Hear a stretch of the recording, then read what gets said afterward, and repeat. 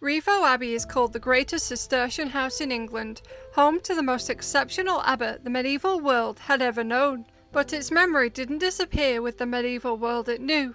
Its reputation outlived its own age, because Rievaulx created a model of monastic life that others followed long after the abbey itself was gone.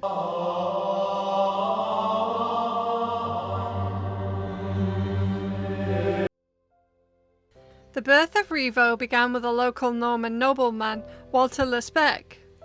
His only legitimate son had died, and that grief had caused him to seek penance for all the violent actions he had committed during his military career.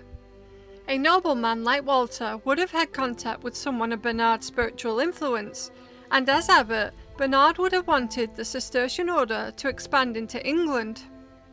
With Walter's funding and 12 monks plus one abbot, sent by Bernard from Normandy to a valley in North Yorkshire, Rievaulx began life as small wooden huts built on the hillside of the Rye Valley. The first abbot of Rievaulx was William, later known as William of Rievaulx. He came from Normandy with 12 monks, sent to England to teach the Cistercian customs. Their rule demanded that new houses be founded only in desolate valleys, and that their architecture followed radical simplicity, which included no stained glass, no ornamentation, no sculptures, and no painted decoration. This stood in complete contrast to the Benedictines. Cistercian life required long periods of silence, no casual conversation, and speech only in designated areas. These customs were what appealed to the Benedictines at St. Mary's Abbey in York, and inspired many of them to leave and join the Cistercian order through the founding of Fountains Abbey. Manual labour was considered a spiritual duty, so monks were expected to work with their hands every day. With no outsourcing of labour, the agricultural work fell to the lay brothers. The monks had a strict diet of no meat, no salt, no spices, or any luxury food, because it was to be simple meals only. The divine office had to be sung exactly as in Cito, the same chant, the same readings, the same calendar. This is why Bernard insisted on sending his own monks to England to ensure strict discipline. Every daughter house had to be visited by its mother house abbot, who checked for discipline, corrected customs, and eliminated deviations. This is how Clairvaux kept Rievaulx and Fountains firmly Bernardine. Every abbot was required to attend the general chapter at Cito each year, creating the famous Cistercian uniformity across Europe. Their economic customs were equally as strict, with sheep farming as the primary economic engine and lay brothers managing the granges. Bernard framed the English mission as a kind of spiritual military campaign, monks sent as an army, outposts established, and the north occupied spiritually.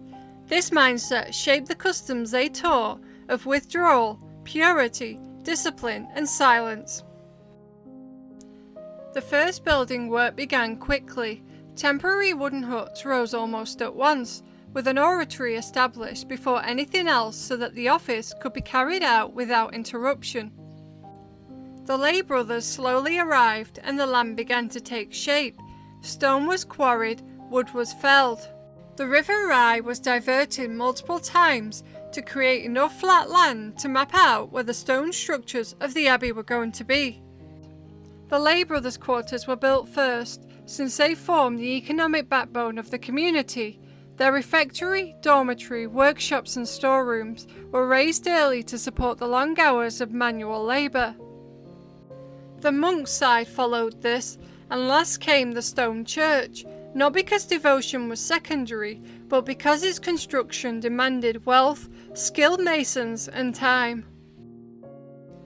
Within the first decade of life at Rievaulx Abbey, they founded 4 daughter houses, which shows how fast the Cistercian order was forming. Each daughter house required 12 monks plus one abbot from the community at Rievaulx. And establishing 4 so early reveals the immediate interest of men wanting to enter monastic life. They did all this while sustaining a full monastic choir and lay brother duties. Despite the harsh conditions of those beginnings, the community thrived because they spoke with one voice and worked as one body.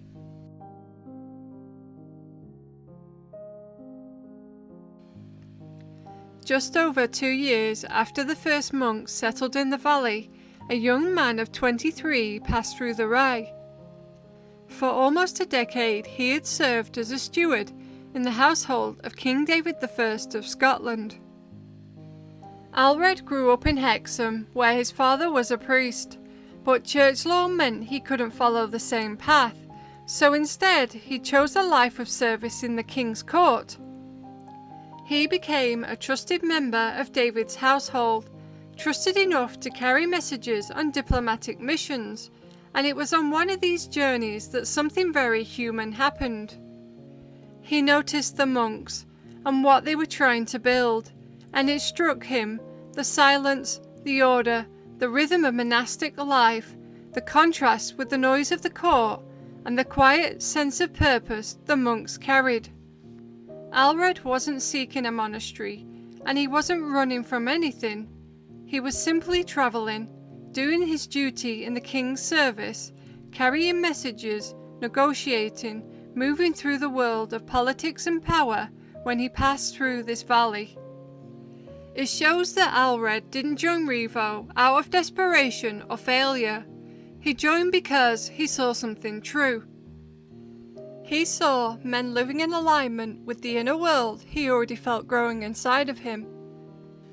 He saw discipline, silence, brotherhood, contemplation, a life not wasted on ambition, a rhythm that matched his own soul, and he chose it. Alred wasn't an old man seeking peace, and he wasn't a child pushed into religion. He was a young adult making a radical, sovereign decision, and he walked away from privilege, influence, and royal favour. This makes his later writings, especially Spiritual Friendship, feel even more alive.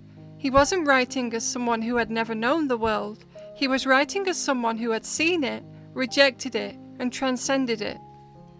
Alred returned to the king's court after passing through the valley, and he did something brave. He asked the king for permission to leave his duties and join the Cistercian order at Rievaulx. David was a deeply religious king who supported monastic foundations, valued spiritual men, respected the Cistercians, and had a genuine devotion to the church. So when Alred, a young man he trusted, admired, and relied on, asked to leave the court for the cloister, David didn't deny it. He blessed the decision as it was seen as a noble calling, not a betrayal. The most overlooked part of Alred's story is that he was at Rievaulx from almost the beginning. He lived in the wooden huts, endured the early hardship, and helped shape the brotherhood that would grow there. And this is the most wonderful thing. He saw the beginning of life in the valley, and he was the one who oversaw the final stone buildings of the abbey. He held both the beginning and the end. Alred as a novice is one of the loveliest parts of his story, because you can already see the shape of the man he will become, but in a quiet, early, almost tender form. He wasn't Saint Alred yet. He wasn't an abbot. He wasn't a writer. He was simply a young man of 23, stepping into a life that finally matched his soul. In those early years, he was kind, forming bonds, and showing the first signs of the gentle leadership that would define him. As a novice, Alred had a gift for friendship. Men trusted him. They opened up to him. He calmed conflict, and he listened with his heart. He was leading in the way monks value most, through gentleness, empathy, and presence. They noticed his kindness. They felt his sincerity. They saw his humility, and they trusted him instinctively. This alone drew many more novices to Rievaulx. He was just a young man in a white habit, leading the way through kindness and patience, embodying the Cistercian ideal of gentleness.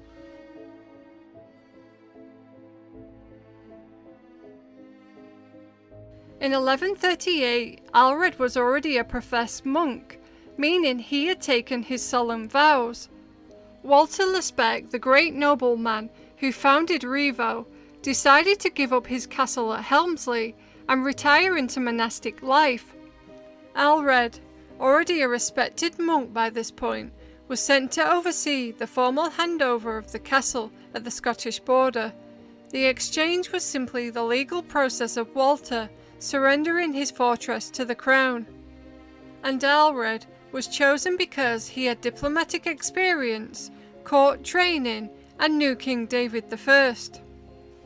He was the perfect person to oversee a delicate, symbolic, politically sensitive handover.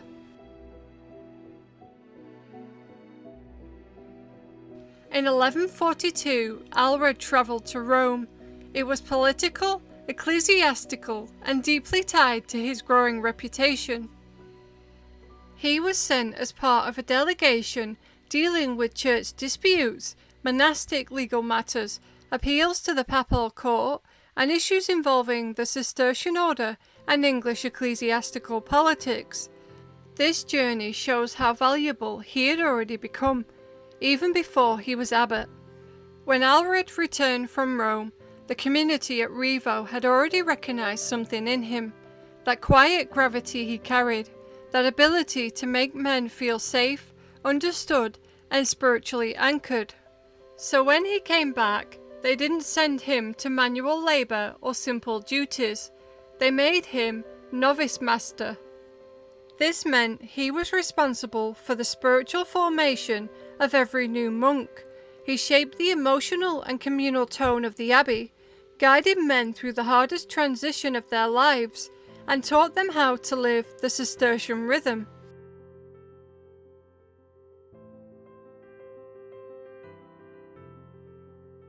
Just a year later, in 1143, Rievaulx founds a daughter house, Rievaulx Abbey, in Lincolnshire.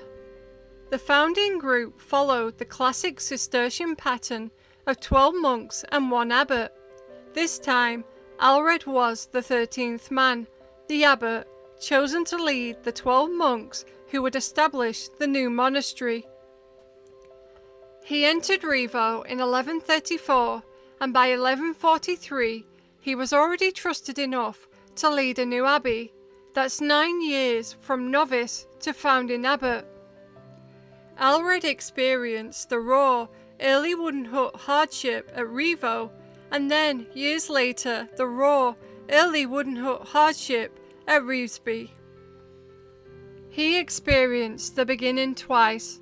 He went from hardship to leadership, back into hardship, because for him, the monastery wasn't the stone, it was the men. In 1145, William, the first abbot of Rievaulx, died, and the memorial the monks built him can still be seen in the chapter house today.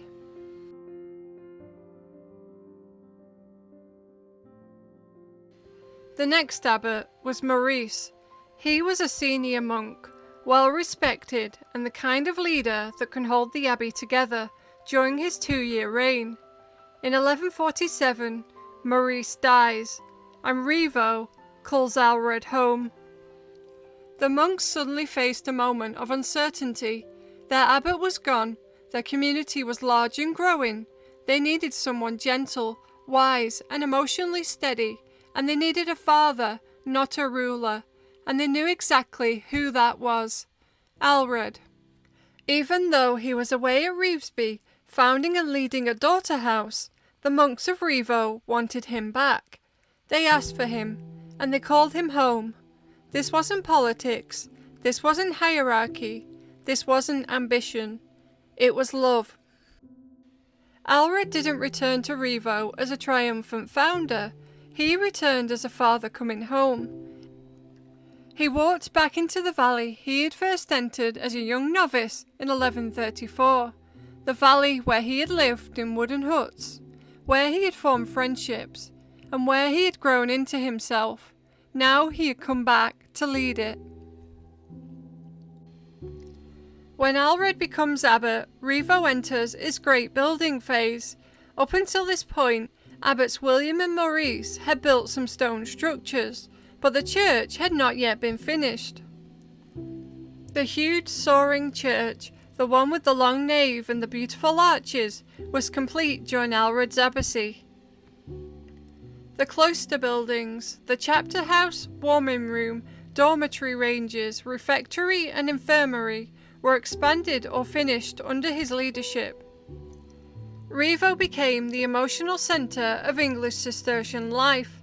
It was a place of learning and care, a model Cistercian house that other abbots looked toward, and they looked toward Aelred for guidance.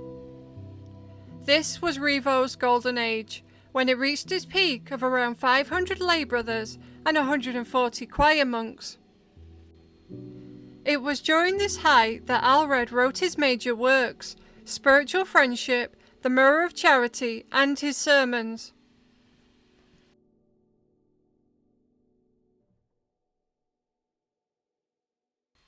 Between 1155 and 1157, Aelred was involved in a dispute with the abbot of Rievaulx Abbey in Cumbria. The abbot of Furness was accused of ignoring Cistercian statutes, acting independently, refusing correction, causing disorder amongst daughter houses, and resisting the authority of the general chapter. This was serious, and Aelred, as a senior abbot, had a responsibility to uphold the integrity of the order, so he confronted him. Aelred stepped in because Furness had daughter houses. Disorder in Furness meant disorder spreading outward. The Cistercian network depended on unity, and the monks needed protection from bad leadership. Aelred wasn't being harsh, he was defending the brothers. The general chapter sided with Aelred, and the abbot of Furness was disciplined. This was a moment where Aelred's leadership was affirmed across the entire Cistercian world, where you see the part of him people forget, because they focus so much on his gentleness. He wasn't soft in a fragile way, he had a backbone, and he defended monastic life when it mattered. Aelred didn't confront Furness out of ego, he confronted him out of love for monastic life, and that's why the chapter sided with him.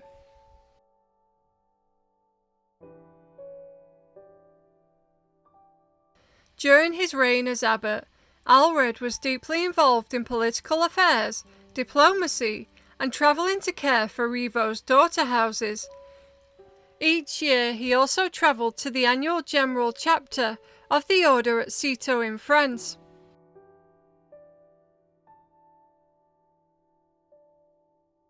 By the early 1160s, Aelred was already in his mid-50s, worn down by decades of leadership, chronically ill, but still beloved and still the heart of Rievaulx.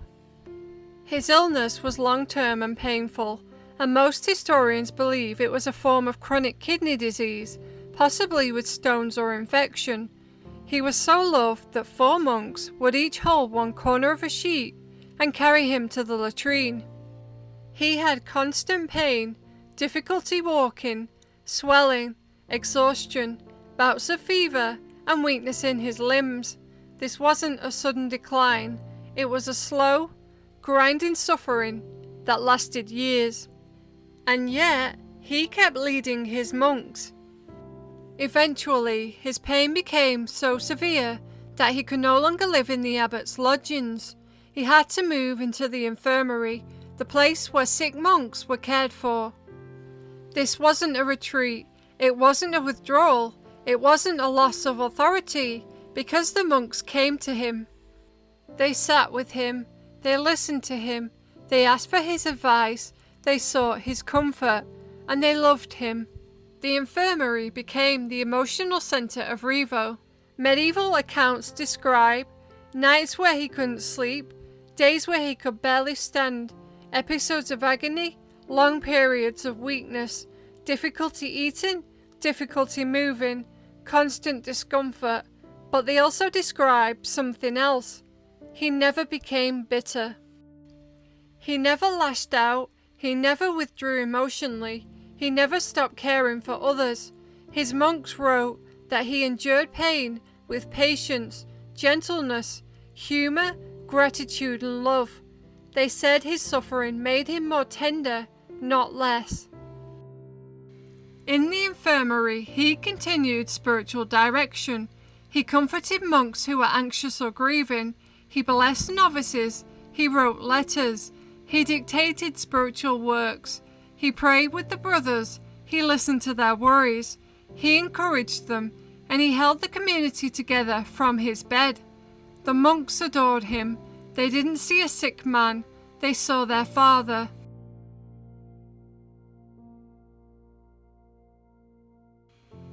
By the winter of 1166, his illness was constant.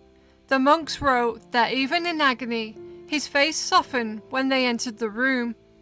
He could no longer leave the infirmary at all. Young monks came to ask his blessing. Old monks came to reminisce. Novices came shyly, wanting to see him. Priests came for guidance, and friends came to say goodbye. In the final days of January 1167, the monks realized he was dying. They gathered around his bed.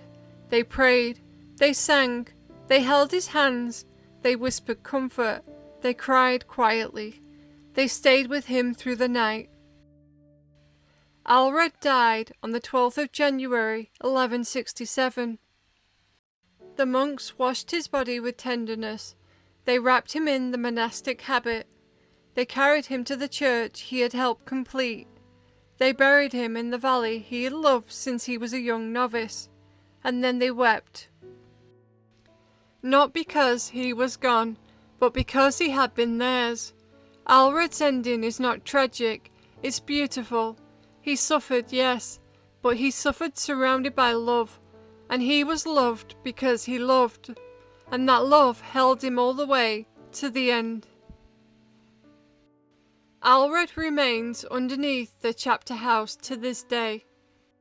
Aelred is one of those souls who feels alive across time, not because of miracles or legends, but because his emotional truth was so strong that it still reaches people 9 centuries later. Aelred was venerated as a saint in 1476, and his feast day is the 12th of January, the day he died.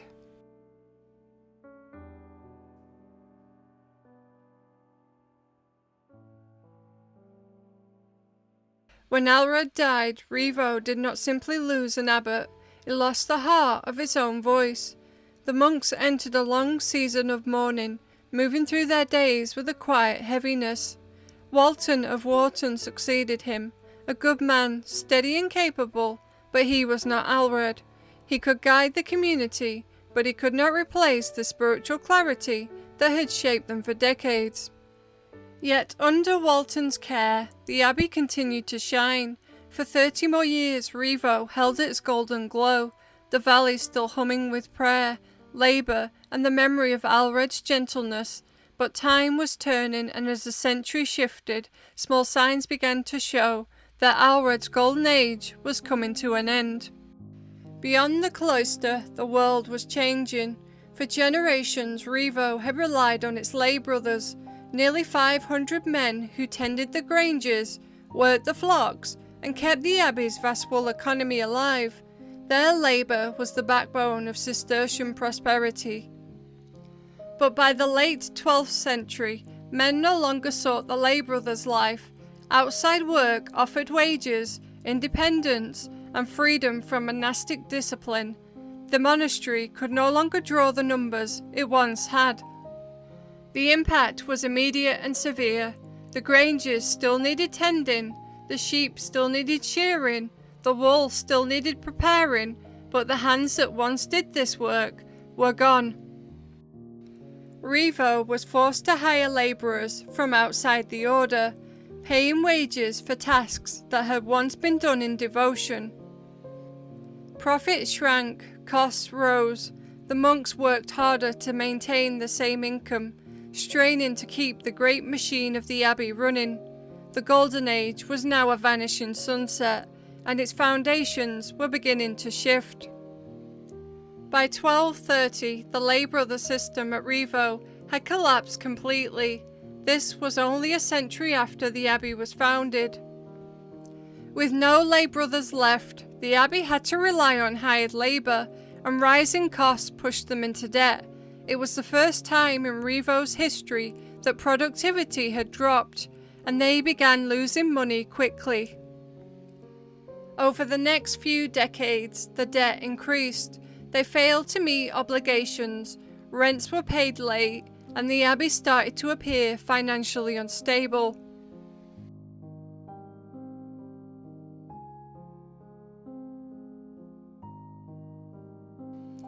In 1270, sheep scab spread across the monasteries of Yorkshire.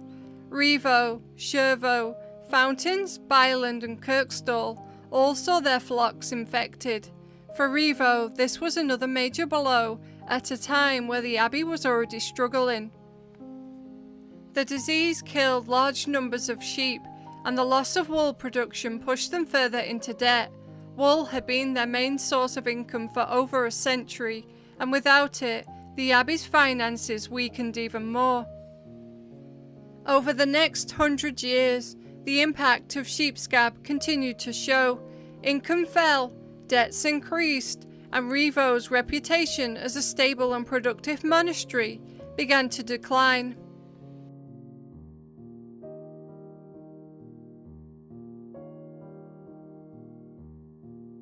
In 1322, Edward II was staying at Rievaulx when the Scots defeated the English at the Battle of Old Byland, just a short distance away. The defeat was so close and so sudden that Edward panicked. He believed the Scots would come for him next, so he abandoned Rievaulx and fled south with his household. His escape left the abbey exposed. To avoid being attacked, Rievaulx was forced to pay a ransom to the Scots. This was money the abbey simply did not have, and it pushed them even further into debt. The sight of a king fleeing from an abbey also damaged Rievaulx's reputation.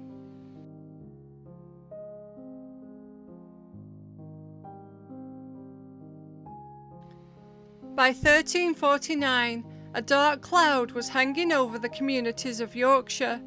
The Black Death had arrived. Rievaulx felt the impact most through the loss of workers in an already strained hired labour system.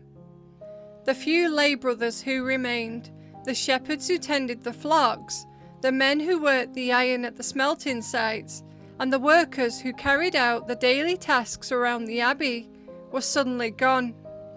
Entire workforces collapsed as people died. The granges stopped operating, the sheep flock shrank, and the industrial sites fell silent because there was no one left to run them. An abbey still feeling the effects of sheep scab from 2 centuries earlier now had no one left to run it. Some of Rievaulx's granges remained abandoned for years, and rent charters show clearly that the abbey was no longer the economic powerhouse it had once been. This marks the complete end of Aelred's age, and the beginning of a long, struggling era. The monks were forced to lease out unused land just to bring in money, but even with these efforts, the debts continued to rise. By the end of the century, in the late 1300s, only 30 monks remained at Rievaulx. The economic damage of the 14th century was not only irreversible, but it accelerated the abbey's downfall.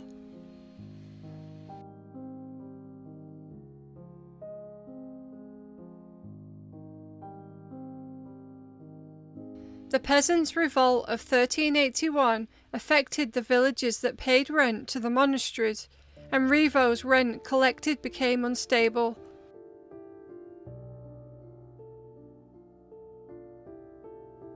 In 1389, a royal inquiry sent officials to inspect the finances of all monastic houses.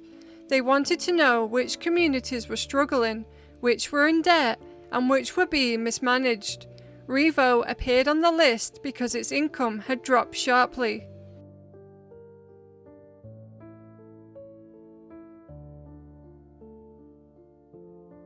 Between 1409 and 1431, things briefly improved under Abbot Robert Wycliffe, who managed to stabilise Rievaulx's finances. He reorganised the abbey's lands, renegotiated leases, and brought the accounts back under control. Most importantly, for a short period, the number of monks began to rise again. By the mid-1400s, under his successor, Abbot Thomas de Durham, the abbey's finances continued to improve, not to the standard of Aelred's era, but enough to repair buildings, maintain the church and cloister, support a slightly larger community, and run the granges once more. The monks also had enough resources for books, liturgy, and daily life. The community was healthy, sheep farming was profitable again, and repairs to the monastery were maintained. But this was the last period of prosperity Rievaulx would ever see, before its long decline into the dissolution.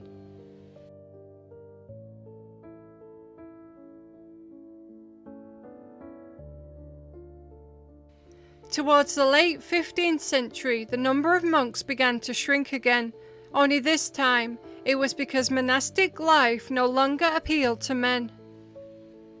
By the end of the 1400s, Rievaulx was smaller, quieter, more contemplative, and financially steady but no longer growing. The prosperity of the mid-century didn't collapse, but it stopped rising. The buildings were maintained, yet nothing new was built.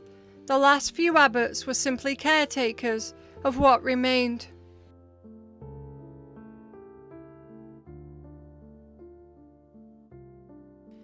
Between 1500 and 1520, the long, slow slope toward the dissolution began.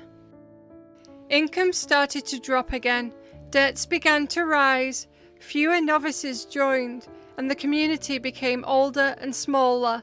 The abbey struggled to maintain its estates.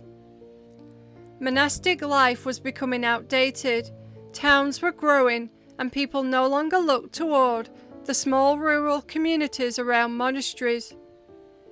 The Cistercian order was already declining in England, and the small number of monks at Rievaulx abandoned the granges, the smelting works, and the vast lands outside the cloister. They turned inward, focusing on the daily rhythm of liturgy, as though they already sensed that the life they knew was coming to an end. By this point, the crown had openly become interested in monastic land and wealth. This was the last generation of monks before everything was about to change. When the world outside is changing faster than the monastery can keep up, the monks don't fight it. They don't run campaigns, they don't try to modernize, they don't cling to the fields or the industry or the old economic machine. They withdraw, they go inward, they savor the one thing that still feels real to them, the rhythm of prayer, the cloister, the liturgy, and the quiet. It's not defeat, it's not laziness, it's not mismanagement, it's grief. They know the world is moving on. They know the Cistercian order is shrinking. They know the crown is circling. They know the granges and the smelting works are no longer theirs to sustain. So they turn toward the only life they ever wanted, the inward life, as though they're trying to hold on to it for as long as they can.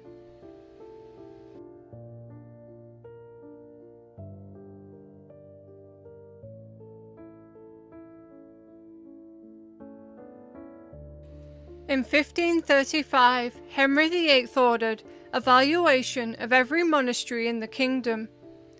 It was the first formal step toward the dissolution, and it placed Rievaulx, along with its debts, directly under the crown's scrutiny. The following year, the suppression of the smaller monasteries began. Rievaulx was not included, as it was still classed as a wealthy house. But the shock of 1536 sent a wave of fear through every lodge community in England. In 1536 and again in 1537, Cromwell's commissioners arrived at Rievaulx for a full inspection. This was the moment the monks understood that the threat was no longer distant. Abbot Blyton was questioned, trying to defend the abbey in a political climate that had already turned against monastic life. By late 1537, Rievaulx had been marked for dissolution.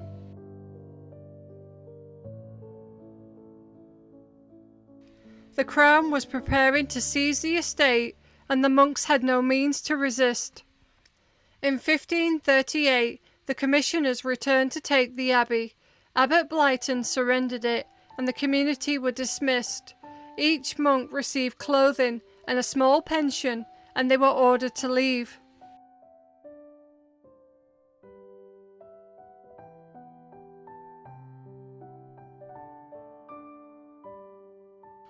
They walked out of the cloister for the final time, ending more than 4 centuries of life at Rievaulx.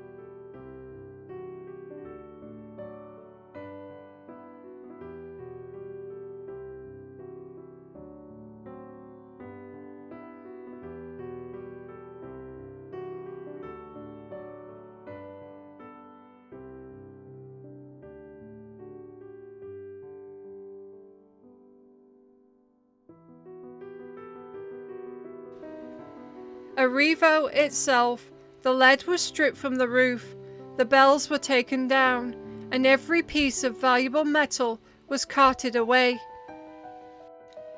Timber was removed, the furnishings were cleared out, and the great church, once the heart of the community, was left deliberately exposed.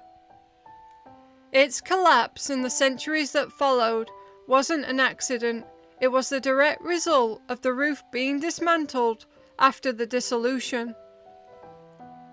The entire estate was handed to the Earl of Rutland, and overnight Rievaulx became a private holding.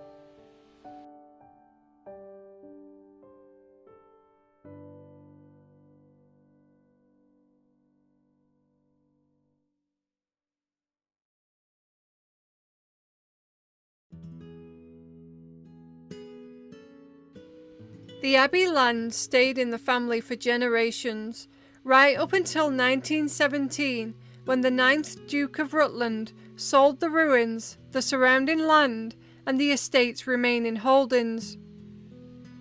The buyer was Sir Charles Pease, a wealthy industrialist from the northeast.